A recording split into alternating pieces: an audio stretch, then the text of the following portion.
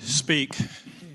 This is kind of interesting to hear discussion about putting off till next year working on trying to help our frontline law enforcement officers. What we have right now is a once-in-a-lifetime opportunity. We have $4 billion, largely of federal money, that is at our disposal.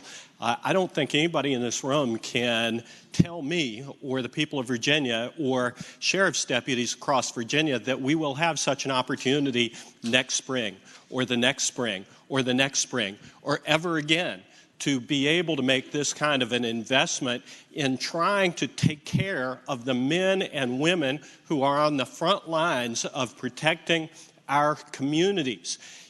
We are seeing historic increases in violent crime, murders in cities and counties across the country and across Virginia.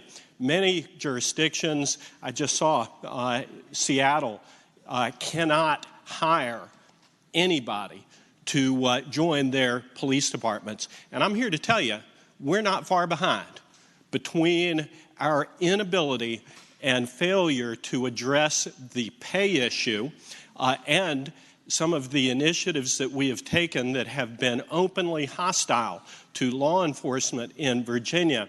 We have implemented mandatory increases in minimum wages for people across the Commonwealth of Virginia.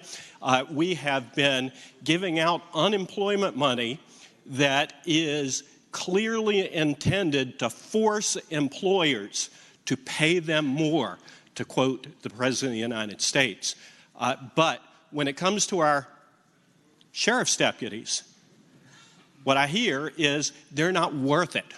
We're not going to take a penny from this $4 billion fund to take care of our sheriff's deputies. We're even going to set aside something like $800 million for the governor to spend on discretionary things in an election year and spread around like fairy dust across the Commonwealth of Virginia, presumably for purely political purposes. But we're not going to take care of these men and women who protect us, who answer those calls at 2 o'clock in the morning and are there to take care of us and our families. I think it's something we ought to be ashamed of if we do not support this amendment. I have more confidence in them. I have more confidence in you. I hope that we will adopt this amendment. It is the right thing to do.